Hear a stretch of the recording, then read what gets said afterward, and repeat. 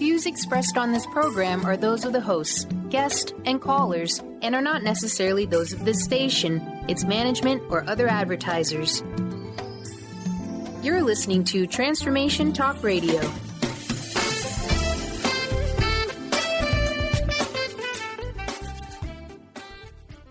Are you ready? The Kornelia Stephanie Show, Wake Up to Love, your call to action. Join Kornelia as she empowers others to live heaven on earth. Kornelia teaches listeners how to be the authority over yourself, embracing your inner guru. Feel yourself uplifted into limitless expansion, integrating ease and grace in a changing world. This show will cover topics such as unconditional love, your physical body, how to be in extraordinary relationships, create financial and emotional wealth, embracing entrepreneurship in the new earth.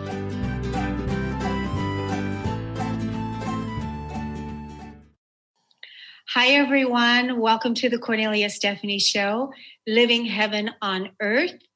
And welcome to the end of 2018 and yay to 2019, right? We are just so ready and so excited about this new year that we're about to embark on. And it's going to be an extraordinary year for all of us. The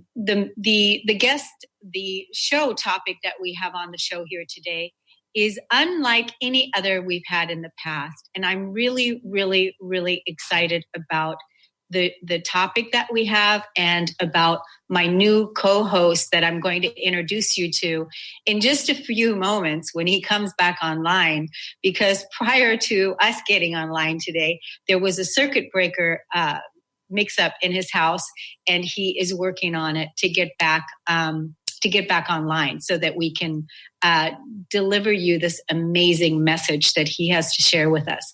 His name is Dennis Gaither. And his topic today is about being a grassroots global citizen diplomat. Being a grassroots global citizen diplomat. What does that mean? Grassroots citizen diplomacy is about bringing people of diverse cultural, ethnic, religious, and economic backgrounds together. I believe, this is Dennis's words, Dennis believes that person-to-person exchanges bring grassroots understanding and weave a living global neighborhood that brings wisdom and healing to us all. When we bring ourselves with open hearts, listening ears, and ready hands, we are deeply touched and transformed by each other's stories and by the sweetness of essence in every being. I just love this because that is really our way in the new earth. Coming together, supporting each other, loving each other, honoring each other. And what is the speaking word? What is the word? Light hands make many work. Many hands make light work. What is it? Many hands make light work. Many hands make light work. Many hands make light work.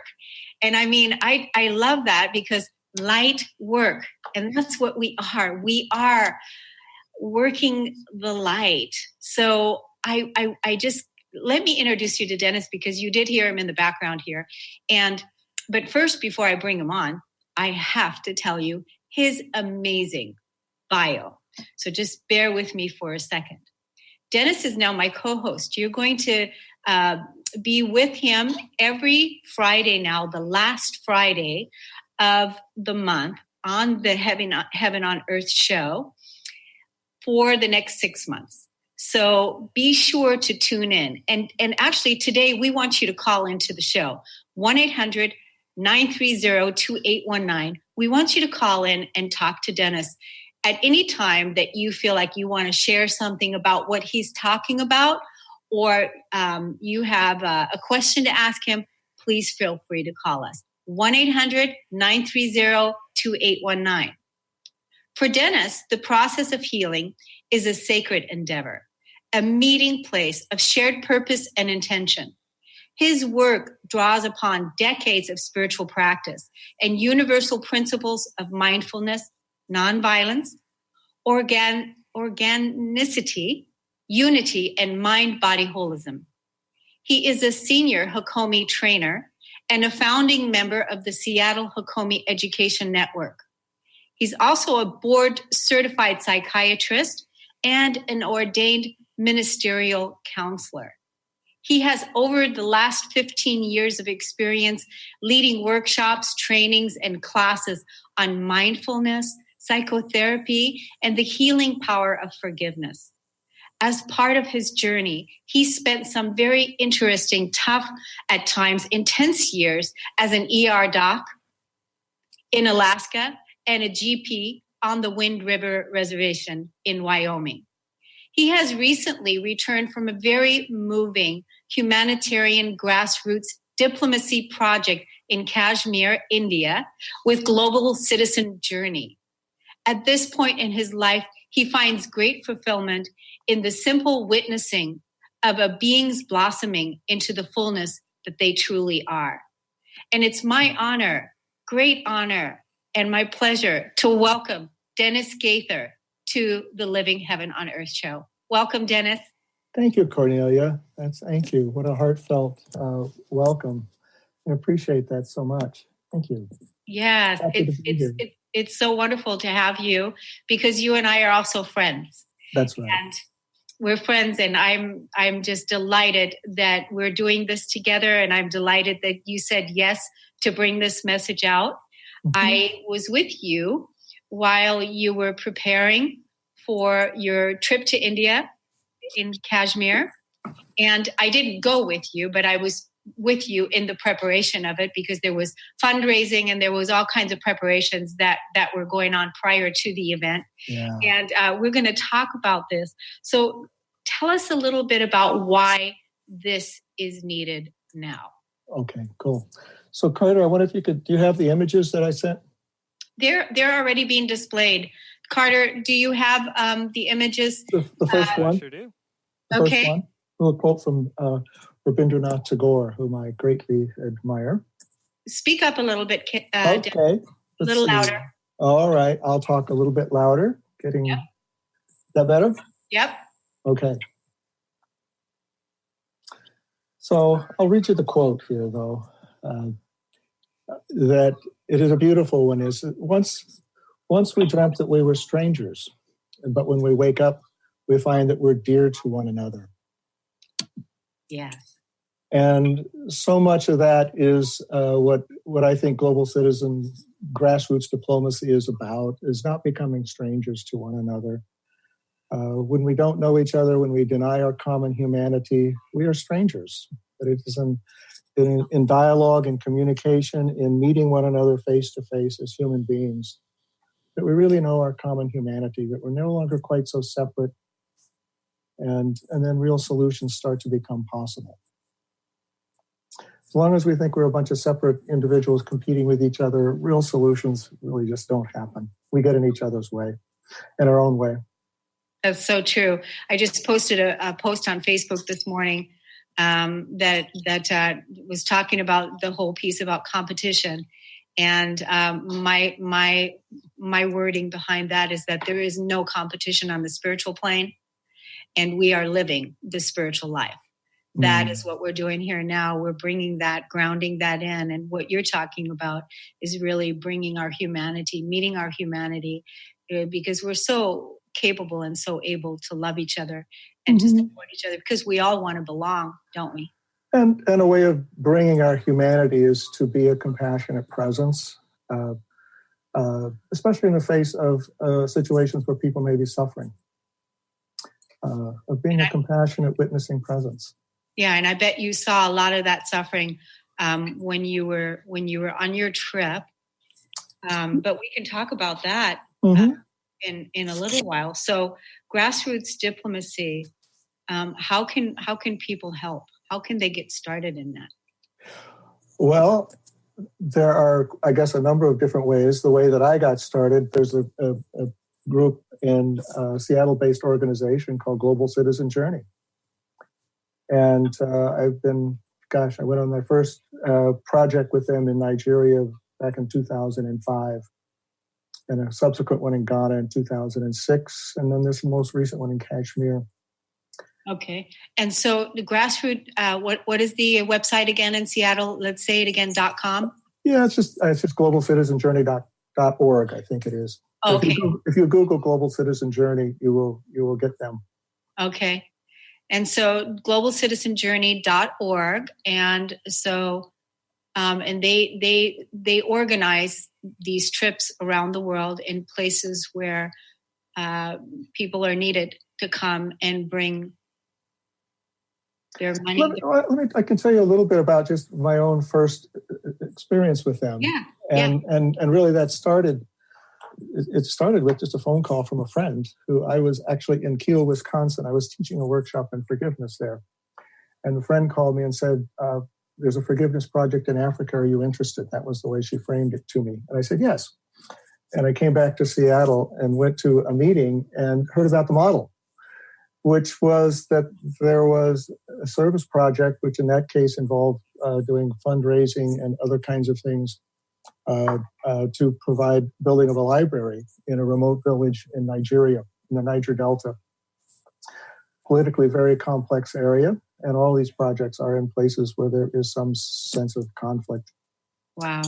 In that area, there had been civil war for a long time, conflict with oil interests, pollution, inability to keep a subsistence lifestyle. And so but there was also the part that really moved me the most here was the grassroots diplomacy, that there would be, in that case, about 15 North American delegates and about a similar number from Africa, different parts of Nigeria, representing different groups, rival tribes, rival religions. And we would meet together, be in circles together, work together for a period of, it was about 3 weeks. Wow. And I thought that was a brilliant model, actually, a tangible service project, but also a lot of connecting, developing relationships. And that's really been the model throughout all of the projects that I've been involved with. Mm-hmm. And I think it's brilliant, and I think it works. Yeah, I'm so glad that you're launching this. You're part of the show, this segment with this, because this really, again, inspires. It inspires people that really want to contribute and that really want to be active and support and help. And I know that you had invited me to go, and I wasn't ready to go because I had too many things going on here that I couldn't go. But now, again, I'm feeling that call, and I definitely want to go. Are you going to go back? I'm thinking about it. I probably will at some point. Maybe a little different kind of project that I would be. I'm thinking about. I can go into that a little bit later here in the. Yeah. Provide a little more background to Kashmir first, though. Okay. I just want to, give you the heads up right now that for the next project that you're going to go to, invite me. So. Okay. All right. Okay. Yeah. So I think we're. I want people to call in. Let's see. I want people to call in. 1-800-930-2819. And if they have any questions, they want to talk to Dennis Gaither, please feel free to call in. We are talking about Kashmir. And so tell us a little bit more about your personal story and how you got started in all of this. Okay. All right. So, first of all, a little bit about the situation in Kashmir, and that it's a place that it's actually a beautiful part of the world. It's very scenic mountains and lakes, but it's also a place where there has been conflict for about the last 30 years. It's politically very complex. It's kind of a border zone battleground between India, Pakistan, and China also claims part of the territory. There are so there's a lot of strife there. At certain kind of the boundary line, there are a lot of landmines. The conflict has influenced the economy, so that the tourism economy is really almost non-existent. It's almost impossible to get an education there. I talked to people who took 5 years to get a 2-year degree because of all the shutdowns. There are shutdowns and curfews and unrest, and a presence of soldiers, a military presence that's there. And to the Kashmiris, they perceive that as an occupation. So that's what it feels like to them. They see themselves as really not affiliated with any of these countries, as more of an independent group. So, but the long conflict has consequences. There's a lot of grief. There's a lot of trauma. Just about everybody has lost somebody. People have experienced being arrested or tortured. People have disappeared, and that leaves families wondering where they went. So there's a situation there that there is really a collective trauma, a collective grief. So where I became involved was I heard about the project, and one of the things that we do with these projects is we're always working with a local organization whose values are really in line with ours. And in this case, the local organization is ELFA, E-L-F-A, Education and Livelihood for All. And they're a humanitarian organization, and we work very closely with them. They had already been in place there. Part of our goal there was to support them in their work, both through some fundraising and financing for part of our project, which I'll talk about in a moment, but also just being a presence with them. A lot of the diplomacy, grassroots diplomacy part involved meeting in circles with a lot of the people from the delegates from Kashmir, but there were about 12, 13. Practicing compassionate listening, hearing people's stories, being a compassionate witness. Isn't that where the healing takes place for the person that is, in the suffering, and that they need that witness to just have hold space for them while they share their story. Yeah, I have a couple of images there, Carter. If you're able to, there was the one that's number 3 there, and I don't know if you're able to show that one or not. I can't see it on my screen. There you go. Good. Number 3. And so what we can't see it, but it's definitely being shown. Okay. I see it. Okay, cool. It's on video. What number 3 is basically is the picture of Moran Khan, who is the director of ELFA, and then Irene Bichon, who is a co-director of our program as well. And then the next number 4, please. And that's an image of Moran. This was at a meeting. This was at a college where he graduated. And we were hearing just a lot from one of many meetings, just about just the difficulties of getting an education, living in a state of fear much of the time, classes disrupted. It was a very impassioned kind of meeting. There were probably about 50 people there. And the gentleman on the right is Moran. Wait a minute, I think I have I'm sorry. Since I can't see the images, I may have the wrong one. I think image 4 is just Moran with one of the children in one of the schools that we went to. So, and the next one, image 5, is Moran at the meeting. So all right. What touched you personally? While you were over there, like what is the thing that touched you most personally? There were, oh my gosh, so many things. Certainly just being with the Kashmiri people and with the delegates there from all over, from all different parts of Kashmir, some were Muslim. There were a couple of people that were Hindu or Christian, people from different parts of India, and people from Kashmir, Jammu, Ladakh. Just being together with these people. They were all really in some way very interested in being global delegates. They were warm-hearted, and fun to be with, really. But they also had some pretty tender stories to tell as well of what their situation was like. And being in a small group and just really, experiencing people willing to just come forth with just the grief that they've been holding in a trusting way and feeling some relief with that was really moving. That was, but also just the determination of the people there. The beauty, I actually just love the sights and sounds of the place. The calls to prayer early in the morning, 5 o'clock in the morning. I thought it was beautiful and resonant. The beautiful place.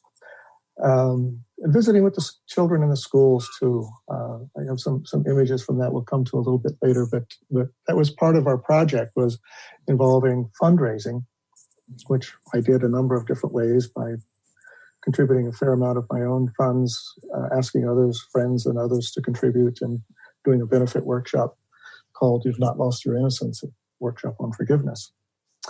And well, I want to intercept too by, just saying how amazingly generous you are, Dennis, because I know that you were getting ready to go for this trip, before you even did the fundraiser to raise the funds, because I think you needed to raise something like $3,000 or $5,000. No, I wound up going over that. Yes. Yeah, you ended up going over it, and it was like, okay, are people really going to donate, and are you really going to make it? And they did, absolutely. They did, but I remember you saying that if they don't, the rest is going to come out of my pocket, because I'm gonna do this. And that's again, your amazing generosity. I just want to highlight that. And so the type of person that you are, and how sincere you are at, being that diplomat that you're talking about, for us all to be inspired by. And so I just want to thank you for doing that. And yes, of course, you went beyond the money that you needed to raise, because people really do give, don't they? They do. I felt really strongly of the value of this project, especially having been on some before. Both, and the money went for, part of it was just to provide basic amenities for specifically 2 schools in a rural part of Kashmir, just outside of the capital, Srinagar. The kids had been sitting on cold cement floors on a cement block. And so for many of these kids, it was the first time they ever got to sit on a desk at school. Wow. And and some basic notebooks, basic amenities for the kids. And also we did a lot of we all invited friends or ourselves to bring warm clothing. Kashmir gets cold winters. It's fairly far north. It's high elevation. They have snow in the winter, and most of the buildings are not heated. And so, how were your accommodations? I thought they were basic but perfectly adequate. There was no heat in anything, and it was cold at night. But that was fine. I was certainly, I guess by the standards of traveling in the United States, it was probably a little bit on the basic side, but by the local standards, it was actually quite nice. And so I was fine. You were fine. And I enjoyed, I shared room space with different people at different times, and they were all delightful. Which if we had more time, I would talk more about some of them, but maybe I can talk about one of them, though. One of them was a standout, and his name was Mangesh. And he was a young man, about 24 years old, who had the most amazing story. He was born in the untouchable caste and spent his early years of his life begging for food, and was often, kind of despised because of his caste. And was taken in by Sister Lucy of Baher, who has a system of orphanages in India. And like all of the children there, shown a great deal of love and respect and care. And Mangesh he just blossomed. He's just absolutely one of the most joyful, positive, absolutely grateful for everything people. And he was like 24 years old, wise beyond his years, and really an inspiration. I was delighted to meet him. I'm looking forward to, I think he's planning to come to this area for a visit this summer. Oh, good. So, when he comes, I want to meet him. I definitely want to meet him. Okay. I love meeting people. I love being around people that are really expressing the gratitude and the joy. Yeah. Because, that's a lot of us we forget to celebrate the amazing, life that we're living and all the good things that are happening and the abundance that's in our lives, right? And like this young man that you're talking about, how he is just, he's blossoming when he has food. He's blossoming when he has his basic amenities, and he's in community, and he's a joy to be around. And wow. Truly. There are pictures of him and I together on my Facebook page. I don't have it here to show you today, but you can look on my Facebook page. Dennis Gaither Facebook. That's where you can see Dennis on Facebook. So you're welcome. That's where. Yeah. That's where. Wow. Dennis, so I think we should go to break. I think we're going to take a break. Cool. We have a little bit. What would you say inspired you the most, from your trip? Like, what was the thing that inspired you the most? It would be the people, both as a whole, but individually as well. Certainly Mangesh was someone that really inspired me. The Alpha director, Moran Khan, truly just a natural leader and very compassionate man. Alpha really works a lot with people that are victims of the trauma there, particularly children, and also very concerned about the situation with women there. And that was also a major focus of the work as well. That's a big topic. That's going to be, the women and the children. I'd love it if we did another segment just on that alone for the next show, possibly, where we can really go into that, because that's one of the things that I feel strongly is that, countries like that where their emotional suppression hasn't been acknowledged, and the women haven't been valued and honored. The children haven't been valued and honored. And that's, where my heart is really. I know that. Yeah. Right. So I would love that if we focused on that maybe for another time to really, bring value and bring acknowledgement to that. So right now we're going to take a break on the Kornelia Stephanie Show. I'm with my new co-host, Dennis Gaither, and we're talking about global diplomacy and how to be one and why that is needed right now. So we'll be right back. Thanks for joining us.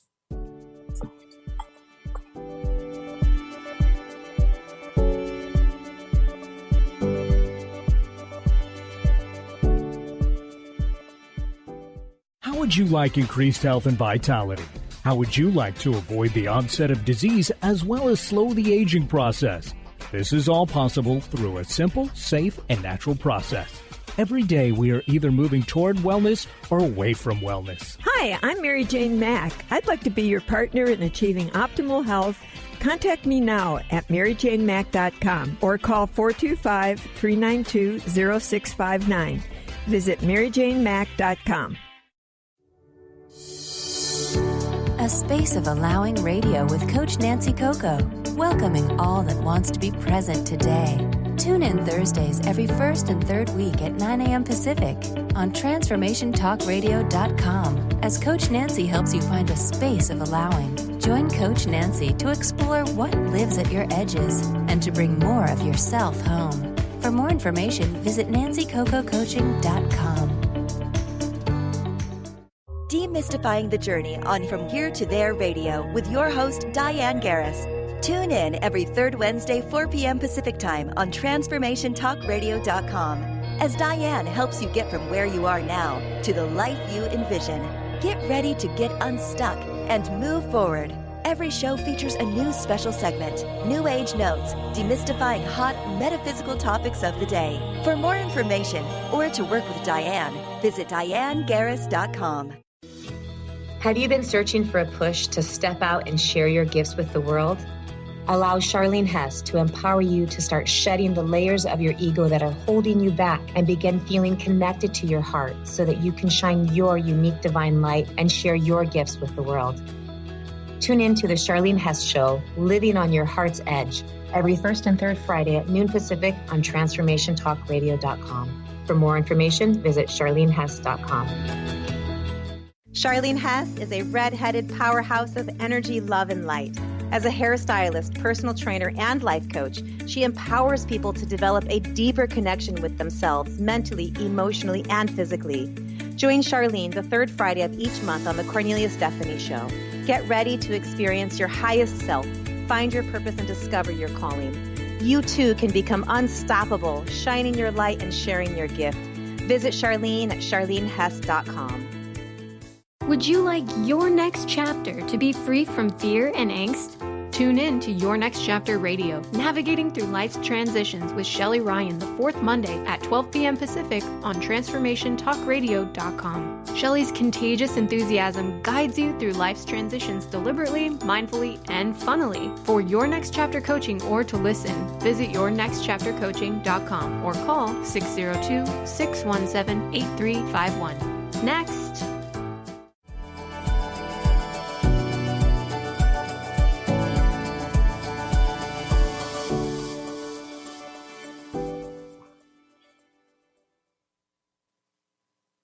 Welcome back. You're listening to the Kornelia Stephanie Show, and I'm with Dennis Gaither. We're talking about his recent project when he went to Kashmir, India. And Dennis, tell us, what was the purpose of this trip? What was the purpose behind this all for you? For me personally, it was, one was to support a group that is doing humanitarian work in a part of the world. But also it really is my own personal motivation of a more peaceful world. And by getting to know each other, by developing relationships and contact with one another, we really know each other as people. And it was an opportunity. There's a part of me that kind of has a little adventurous side. Wanted to go to a place that was new and different. And I've been to India before, not that part of India. Southern India, and I actually love the experience there. I love to travel. So there were personal motivations as well, but there's also a sense of calling. And for me, there was like a little presence inside, like guidance, you could call it, that just says, go. Yeah, I love that. And so it's like, okay, that probably is the real reason. But and we'll see what continues to unfold with that. There were a number of different specific parts of the project. One of them was that inviting delegates from various parts of the Kashmir area in India to be together. Part of our fundraising went to actually support them in that, because we lived and worked together for the time that we were there, and involved supporting the local schools, those schools, both with a physical presence and with continued support. And I would say that has continued, that even after the project was over and our delegation has left, but there's continued ongoing involvement with the schools there, with Alpha primarily. And and the other was, there was an environmental aspect of it as well. And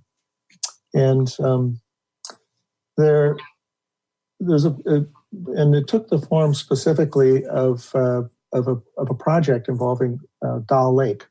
Dal Lake is this beautiful, iconic lake, and did I see some pictures with a canoe? Dal Lake. It was image 10. Image 10. Yeah. Didn't I see? I thought that was you in the canoe, was it? No, it wasn't in the canoe.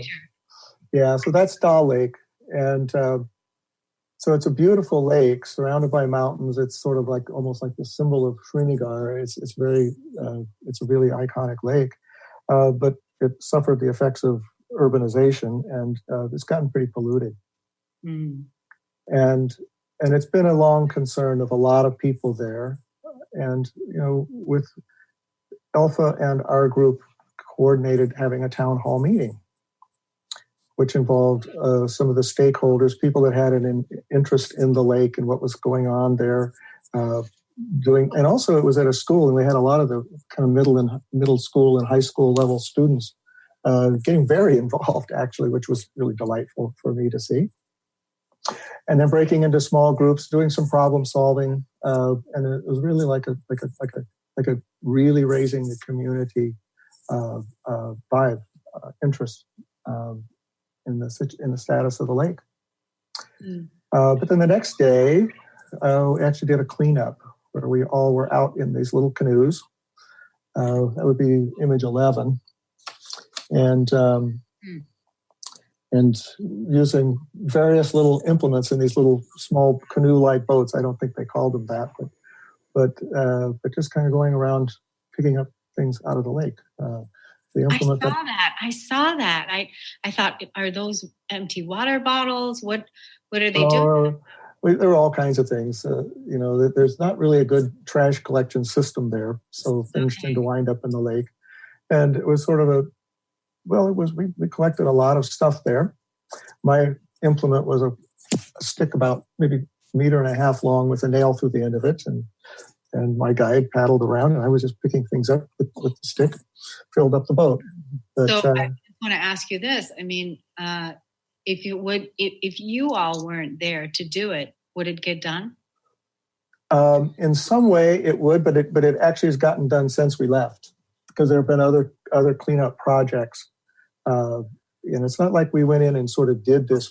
It was our whole delegation, the Kashmiris and us together. And so a lot of what we're doing here is we're supporting Alpha to continue on and both some assistance from our fundraising, but also just being there. So they've continued to work with the schools and do more cleanups in the lake. So it's continued. It's not just a one-time thing. That's great. That's great. And so it's kind of like something that it's been there. Good. Yeah. Good. Yeah. So I wish that we had that here. Do we? I don't know. It would be nice if we had this kind of, working together here in the United States. Yeah. Well, it was interesting because part of that, and I have to credit the Alpha and Moran Khan for organizing this, but there were a lot of groups that local groups that often don't have much to do with each other that had actually come together to support doing this. So we were there, but really much of the impetus was really the credit really goes to the Kashmiri delegates and to Alpha, I think. They earned my deepest respect in so many ways. Are these nonprofits or? Yeah, they're nonprofits, and they're both out of Seattle, or? Global Citizen Journey is out of Seattle. It's a nonprofit. Alpha is out of Srinagar, out of Kashmir. Okay, so they're based. That's their base. Their base is in Kashmir. Yes. Yeah. So the Seattle group connected with the Alpha group. Right, and I have to credit Susan Partnow, who is our founder, Global Citizen Journey founder. I think I have a picture of her there somewhere. It's image 2, I think, but if you can find it or not. But, she and Ella Keblasek actually started this years ago. And she was the one who originally made the contact with Alpha.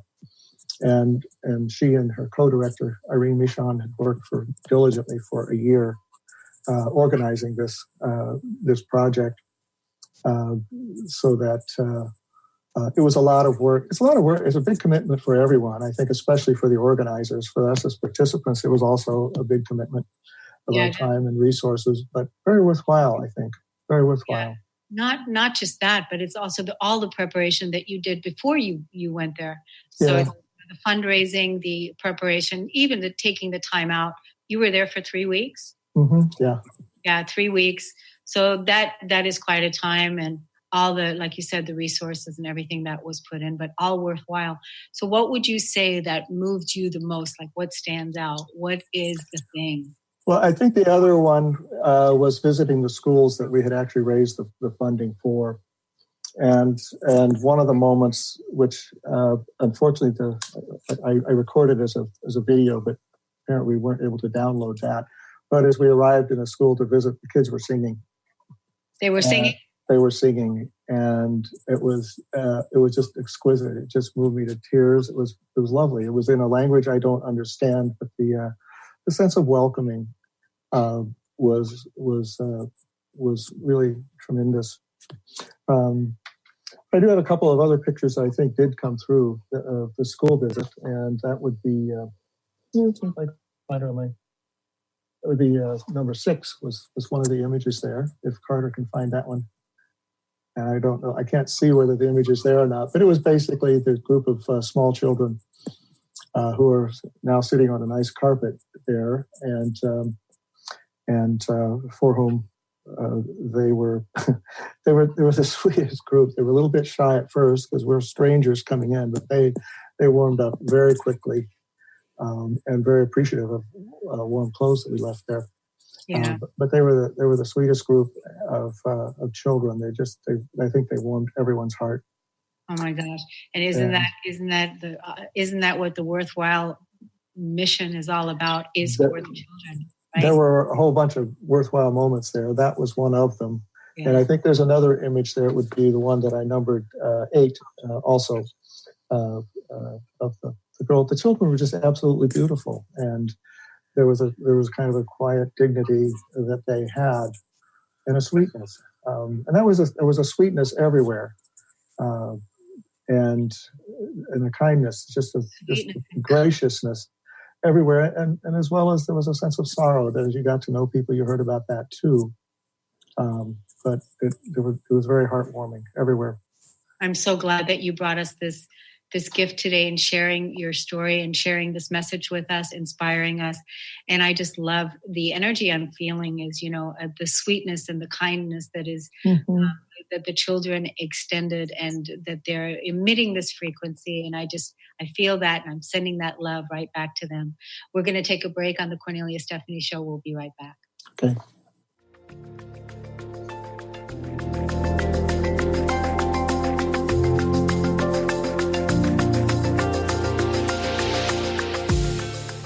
Introducing the Lucid Planet, a digital gathering place featuring cutting-edge, high-vibrational content that will empower and inspire you to become the greatest version of yourself.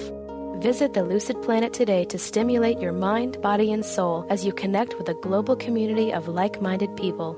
The Lucid Planet is edited by renowned psychologist and author Dr. Kelly Neff, who is here to help you cope with anxiety, connect to your higher purpose, uncover your true passions, and live your dreams. Dr. Kelly's fresh, compassionate perspective emphasizes growth, transformation, healing, and thriving. Even in the face of adversity, say goodbye to bad news and low vibrational media for good and become part of the larger collective of people working together to navigate the global shift of consciousness and transform the world from within. Join the planet, the Lucid Planet. Visit thelucidplanet.com. Welcome home. Ignite your inner magic on Grow Your Soul Radio with Jane Matanga. Tune in each month on Transformation Talk Radio as host Jane Matanga explores how to overcome your fears to help you gain the inspiration you need to awaken your path to joy. Learn the way to life mastery and the enlightened path with Grow Your Soul Radio. For more information on Jane Matanga and her work, visit enlightened-path.com. Would you like your next chapter to be free from fear and angst? Tune in to Your Next Chapter Radio, navigating through life's transitions with Shelley Ryan the 4th Monday at 12 p.m. Pacific on TransformationTalkRadio.com. Shelley's contagious enthusiasm guides you through life's transitions deliberately, mindfully, and funnily. For Your Next Chapter coaching or to listen, visit YourNextChapterCoaching.com or call 602-617-8351. Next. Are you your story? Or can you change your story? Can you change what you believe to be true about yourself and your circumstances as part of your healing journey? What if you were to change your expectations? What if you were to invite ease and cooperation into every day and then step back and see what happens? It might just be easier. I'm Megan Edge, and I hope that you'll join me on my new radio show, Playing on the Edge, Radical Change with Ease with my co-host Dr. Pat on Transformation Talk Radio. I look forward to seeing you there. Want to find out more about Megan Edge? Visit her website at meganedge.ca.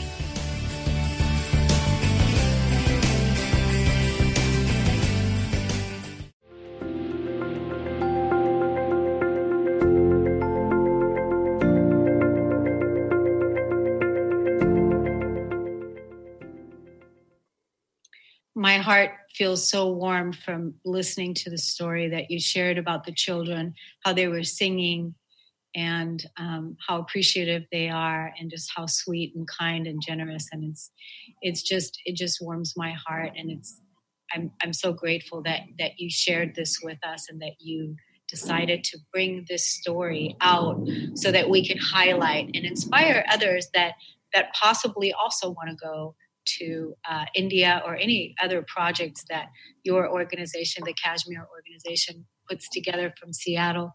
What are they called again, and how can people get in contact? Yeah, it's Global Citizen Journey. And if you Google Global Citizen Journey, you'll find the website. And Susan Partnow is the director there. And all of the projects that I've been on with them have been absolutely fabulous. Yeah, it's wonderful. What would you say, impacted you the most with this journey personally? I would say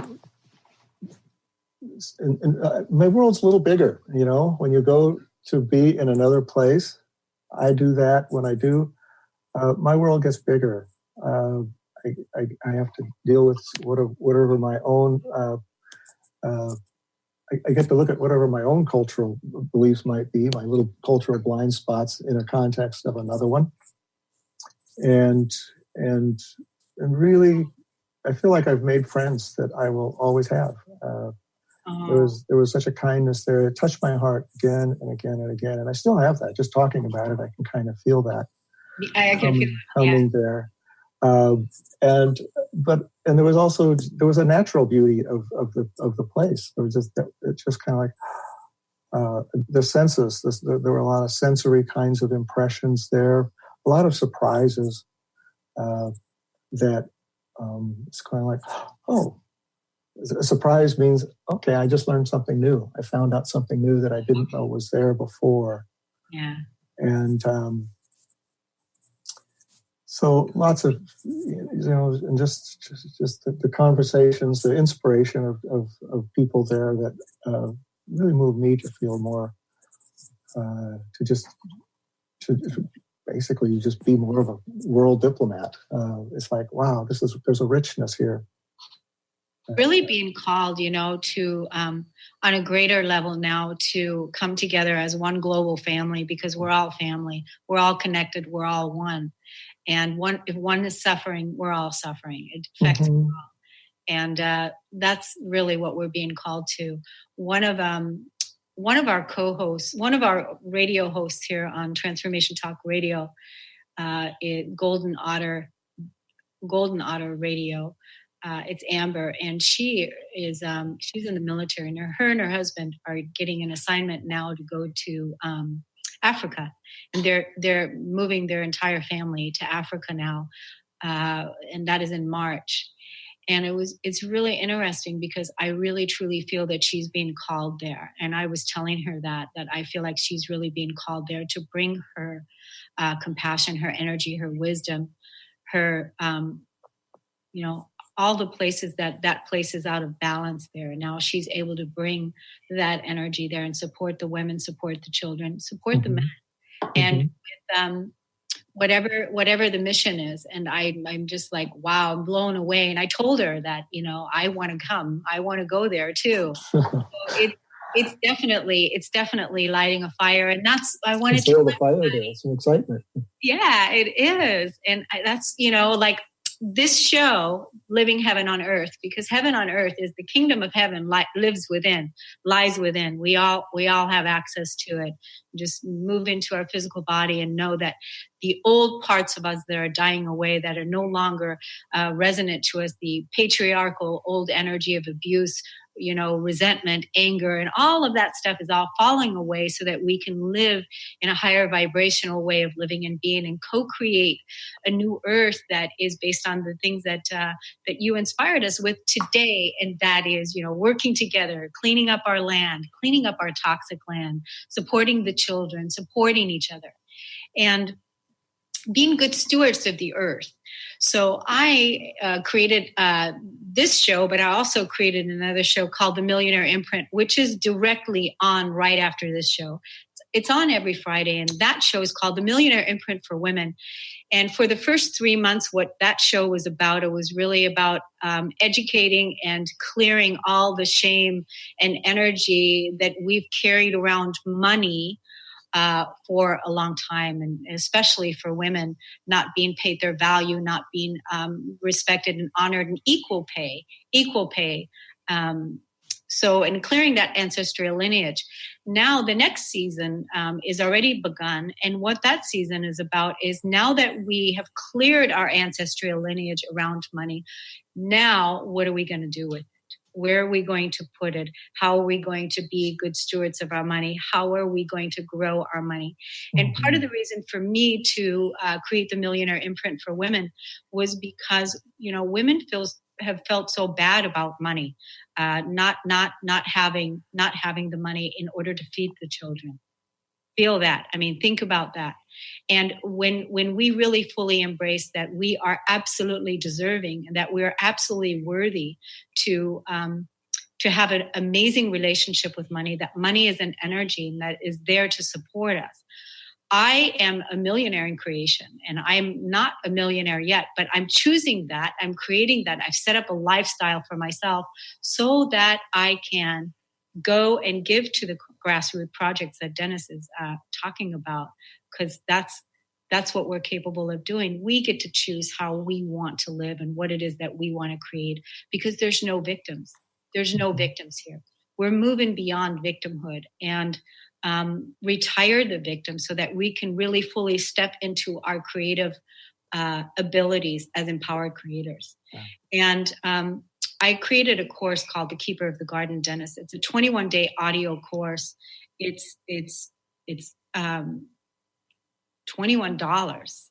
And that course is about 10 minutes every single day to help people move into peace, to rewrite the story of their life, and to release the toxic emotions that are no longer part of your upcoming potential reality that you want to create.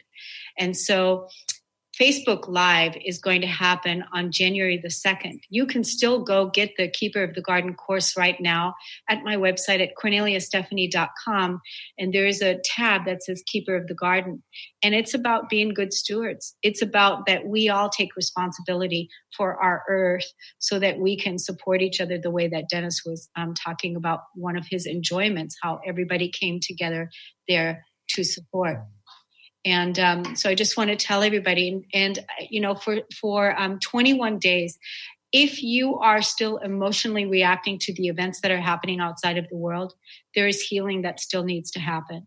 And so that's why I created that course, to help other people release the energy that's no longer resonant for them in the comfort of their own home. 10 minutes a day, $21. Go get it for yourself. Go get it for your family. Go get it for your friends. I want to give it to all the people in India, and so that they can move through that process. Dennis, it has been an amazing show with you today. I want to thank you so much for being here. We're going to see you again next month, the last Friday of the month, and carry on this conversation. So thank you for being here. And we'll see you all again next time on the Kornelia Stephanie Show, Living Heaven on Earth. See you then. Thank you. Bye, everybody. You've been listening to the Kornelia Stephanie Show, Wake Up to Love, your call to action. Tune in each week on Transformation Talk Radio. Kornelia's joy is to engage others in practical ways, showing us how to live in the new earth in harmony with our true nature. For more information on Kornelia, and her extraordinary work, or to listen to past shows, go to her website at KorneliaStephanie.com.